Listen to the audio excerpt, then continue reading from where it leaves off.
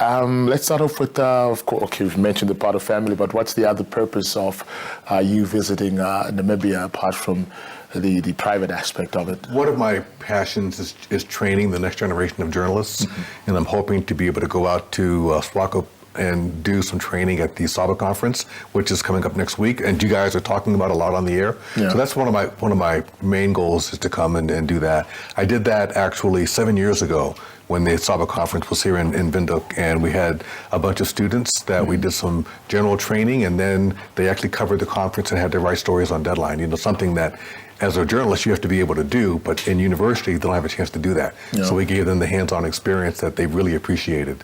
Awesome.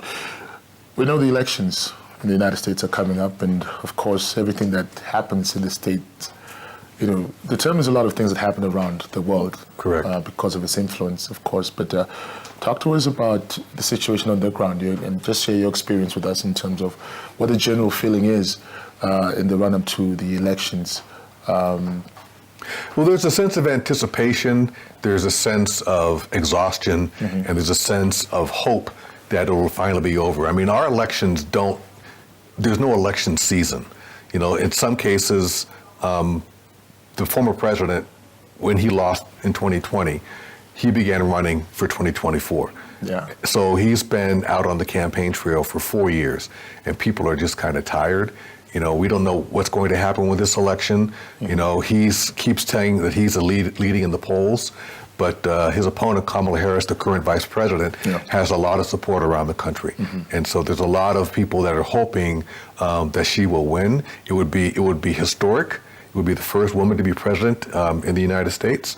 A direct parallel to what's happening here. But what do you think gives Kamala Harris the competitive edge? I mean, a few years back, we were surprised when Donald Trump beat Hillary Clinton. became the president of the United States. We actually thought, well, nobody's going to vote for this guy.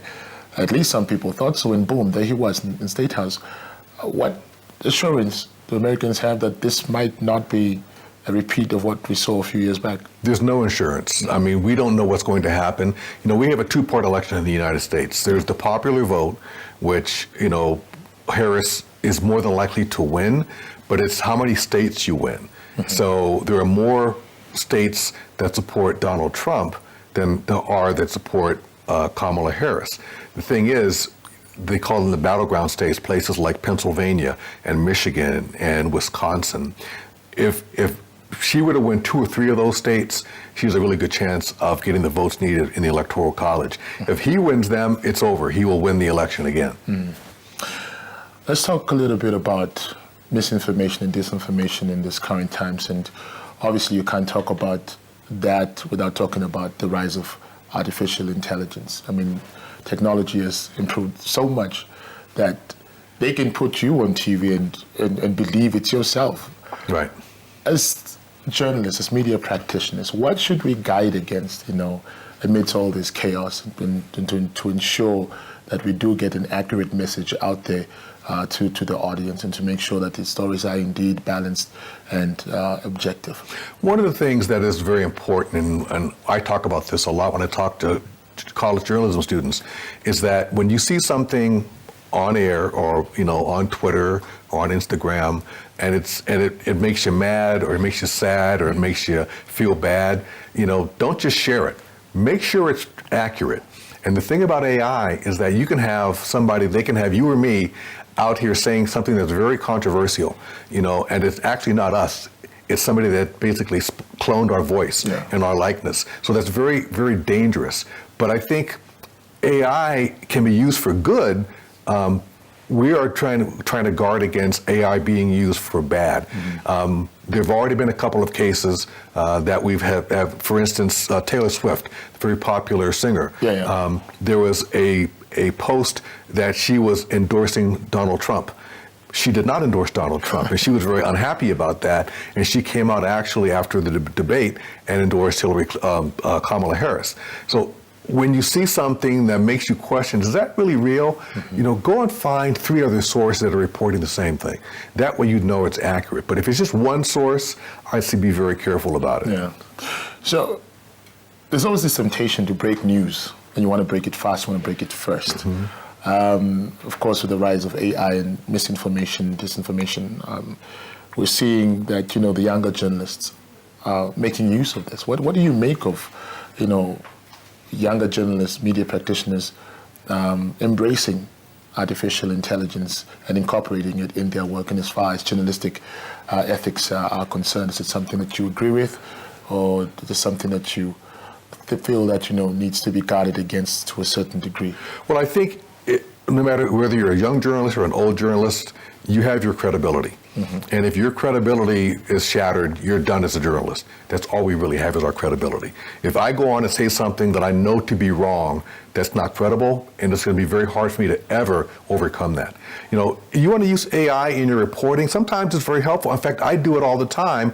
I work in radio, so I'll do a radio story, and I can actually take my radio story and put it through a chat. I think it's called Otter AI, which is it's an AI program that can actually transcribe my interview, okay? And then I can send that interview into the station, and they can post it on the internet. The problem is, I got to make sure it's right, because they get words wrong, and I'll say something, and I'll look at that. It's not what I said. So AI is not perfect. It's getting better. But if you want to use AI in your reporting, that's fine, but you have to check it for accuracy. It's very important to do that. Finally, Bob, many times we see on many news networks on the internet about some of the stories that you have to cover, some very traumatic incidences, case in point, mass shootings and violence during, during the elections as well. How do you guys cope with that and, wake up the next day, say, look, I got to do what I got to do to ensure that, the news still gets out there? Talk to us a little bit about living in such a sometimes chaotic environment. For many, many years, as reporters, we would cover tragedies, fires, floods, car accidents, shootings. And then you do the story, and then you would go home, and that would be the end of it. But it builds up inside you. We build up a lot of trauma for what we cover. And we now know that it's not good enough just to do the story and go home. You got to talk about it. You have to get it out. During these floods in 2005 in New Orleans, there were reporters on the ground that were covering all that tragedy for months on end. And one reporter, he was a photographer, actually snapped. He just went crazy one day because the trauma had built up to the point, and we keep pushing it down, and we keep suppressing it, and eventually it will come out. And sometimes it'll come out in a good way if you talk about it beforehand, and it'll come out in a bad way if you don't. So I think that's something that we all are aware of, that we're in a position, we're just like police officers. We cover so much trauma that we have to do something, whether it's counseling or talking to each other about it to get it out. So I think it's so important. I do want to say, I know we're coming to the end, but there's such a parallel between the election in the United States with Kamala Harris and the election here with Ms. Inditra. If they are both elected, she will be the first woman elected in the United States and the first woman elected in Namibia. I think that's fantastic. That's fantastic. I've always been interested, and actually we did have a conversation around the fact that, so America is such an old democracy, over 250 years. But only now has a female vice president, a person of color, come to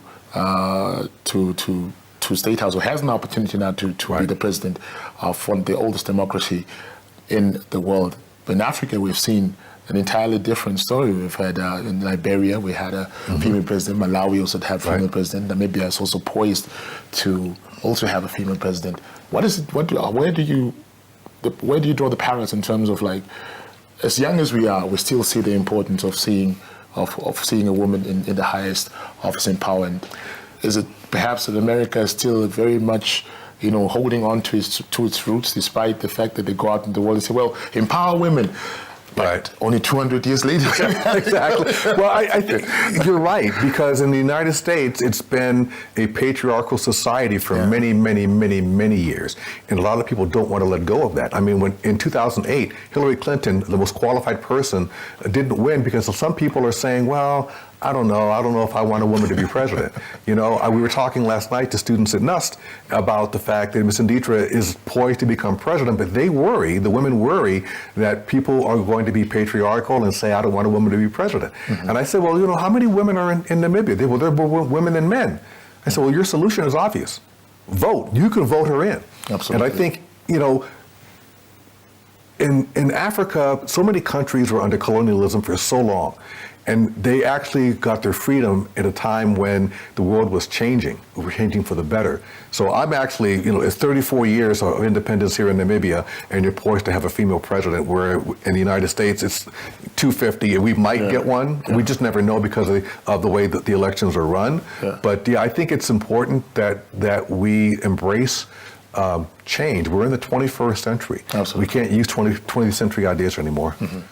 Bob, it's been a great pleasure talking to you. Thank you very much. I hope you enjoy the rest of your stay in Namibia. Thank you so much. I really appreciate it.